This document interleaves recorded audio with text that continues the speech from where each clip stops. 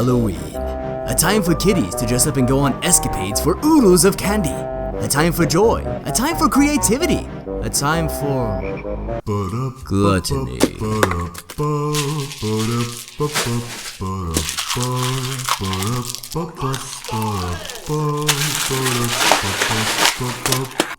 What the shit? Addams Family? Trick or treat indeed. Back in the day, the Addams Family was huge! It penetrated all forms of social media, such as newspapers, television, films, and more. Gomez and Morticia, who are mother and father to Wednesday and Pugsley, live in a mansion with Uncle Fester, Grandmama, Lurch, and Thing. The Addamses delight in all subjects death-related, and have many guests over to their house who are frightened or disgusted by them.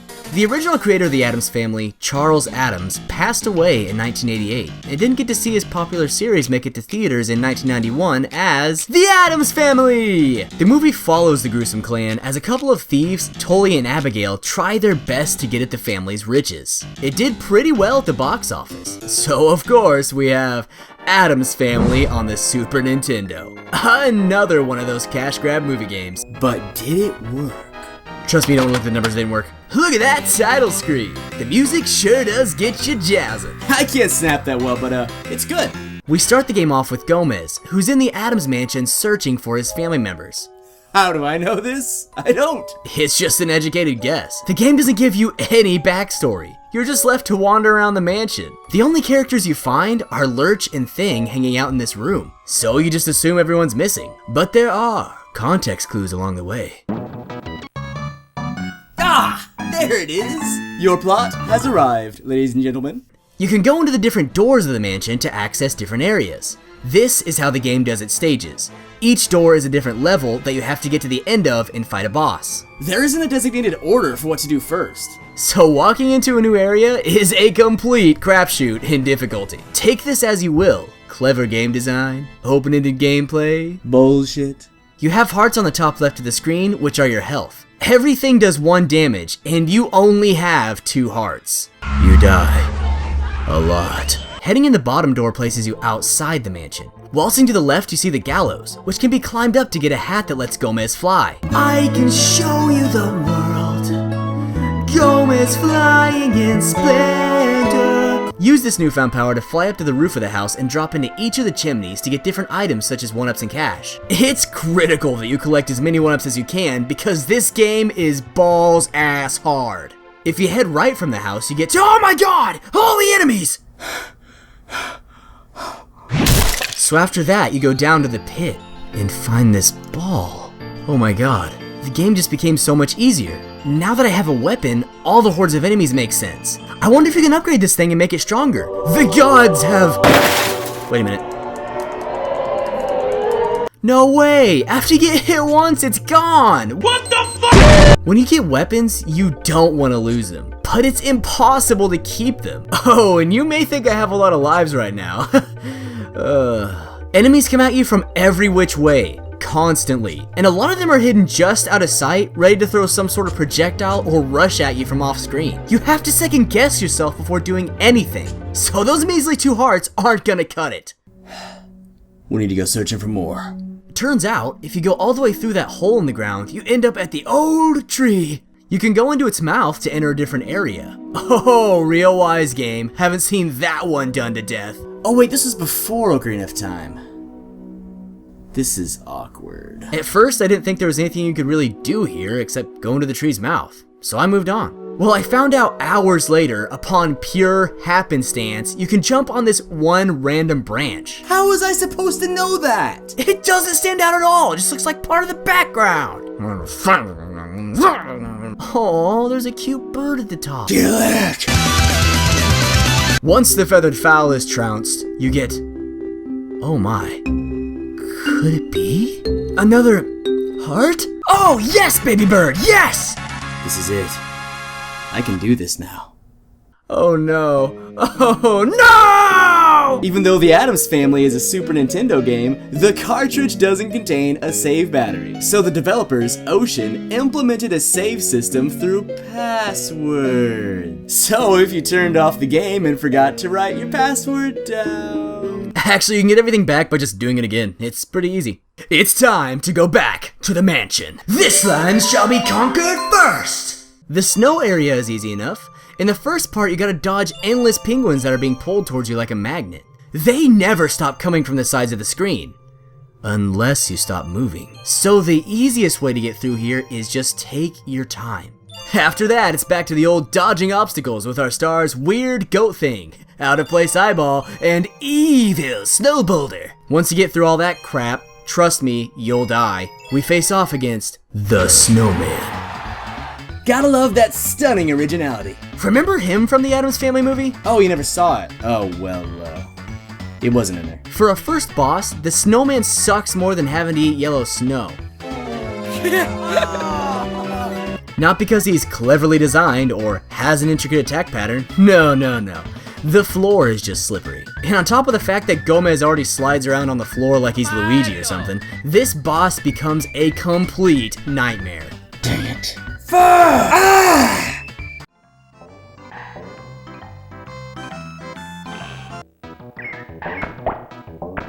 I guess this land shall be conquered first.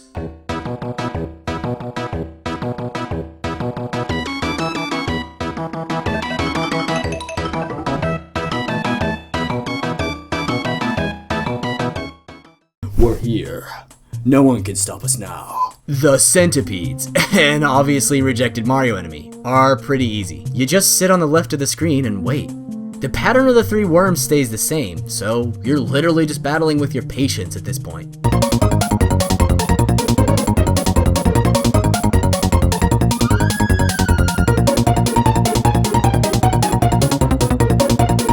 Looks like I can have my cake and eat it too. You get another heart for beating the Centipedes. Damn those original boss names! This means you have twice the health of what you had in the beginning. And once you go back and beat the Snowman, you have 5. What was once a seemingly impossible game is now child's play. What you saw before as pity 1-ups are now the game just being too nice. It's weird how things change. Like fall to winter. What was once beautiful becomes ugly and distorted. Green screen. Every area from here on out is a cakewalk. Enter the playroom, go through a few areas, boom, done. The boss is Wacky Scientist. Little Pugsley's down there in the corner, crying and screaming at me to save him. Let's do this! But father, I was working on a new potion for Wednesday with the Wacky Scientist. Oh, so you didn't want me to save you, huh? Take off your pants. It's time to put the Addams sphere into you. Now we head to Granny's oven. Gee, I wonder who we save here. This area sucks. It really does. I would say it's probably the hardest area to get through in the entire game. But once you do, it has one of the biggest laughingstock bosses you'll ever face. Oh god, a fire dragon! That doesn't do anything. He goes back and forth in between 2 lava pits, spitting fireballs at you once every 2 or so seconds. But like with the Centipedes, if you just hang out in the left corner and wait for your opening, he is cake. Oh, it's over. What took you so long, Gomez? I was just getting very comfortable. Yeah, you aren't funny, hag. Next, we head to the graveyard. Whoa, creepy. What? Well, that was anticlimactic. In all seriousness though, I love the crypt. The stage design is more varied, there are different enemies, and you get a deeper foreboding feeling than you do in other levels. And yes, we have another pushover boss. Ghastly Goblin. These bosses are literally such a letdown, it's hardly even worth talking about them anymore. Memorize pattern, win. Hello, father. Thank you for rescuing me, but honestly, I was having so much fun. What, did they just give up on the dialogue? If you're gonna have the Addams family members say something, at least have them say something interesting, like... Well, did you know the Earth was round? Yes, I knew that, but I'm glad you're paying attention in school. Oh wait, you're homeschooled. The last main area is the Portrait Gallery. The block at the beginning says Fester went this way. So let's go! The Portrait Gallery is a long stage, so going here last is a good idea. The pictures of the family in the background is a nice design touch, even though it doesn't make any sense to have them repeating as you continue through the level. What is this? The Flintstones? When you venture deeper into the gallery, you reach the library. Shh! which has pretty humorous books on display. Next we have a train that keeps moving, while your job is to dodge the random spider webs that, for some reason, hurt you? That segment ends quick, and now we're at the Witch Burner! Actually, she's probably the hardest boss so far, but patience is key, yet again. You use Fester's brilliantly shined head to grab jump boosts and hit her where it counts, the noggin. You save Fester, who has nothing important to say, and head back to the main room of the house where all the family but one are gathered. Morticia, she's gone, never to return, my love! Wait, so I could have saved Morticia first, but I had to get all the others here before that happened? Logic! Well guys, wish me luck, cause here I go. The chains area is actually sort of a cakewalk. You just have to watch where you jump. There's tons of ways to get hurt in here, but it's mainly by these spikes that are littered everywhere. But once you're through, you're in the final stretch. And if you make it through this cave area, you end up at the Gondola. Wait, this area reminds me of something. Yep, that's it.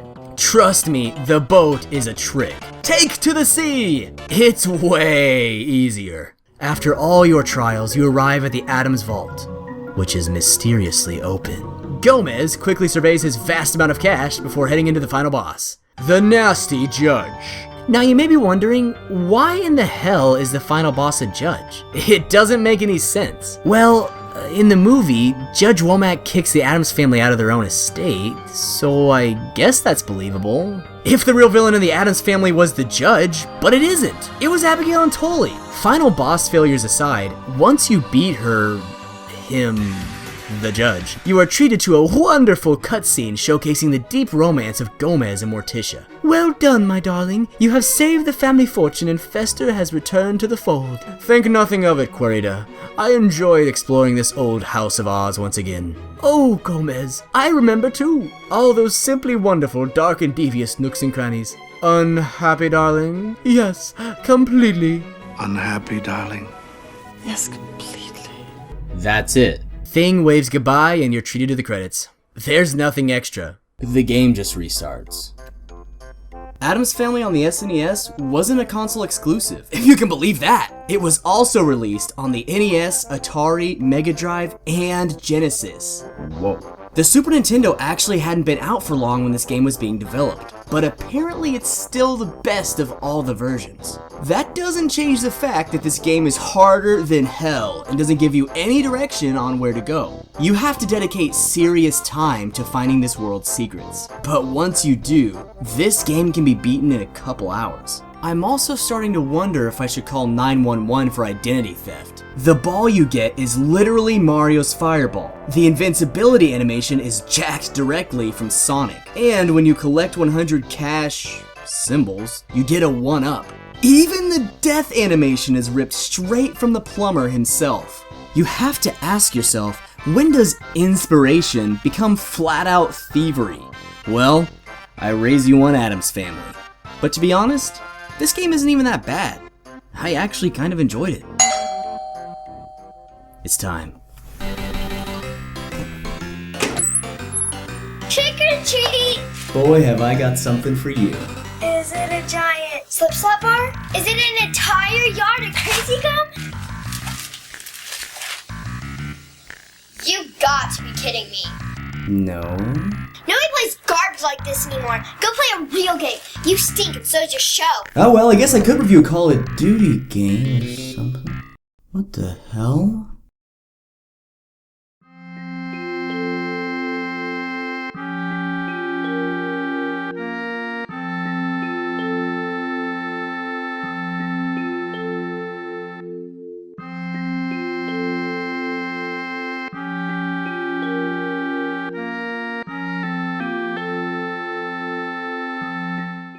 Hey there, fellow nitpickers! Thanks for watching! If you want to keep up with me, be sure to check out my Facebook and Twitter pages. If you want to see more nitpick goodness, click this video for an awesome Pokemon Top 10, and this one for my last retro review.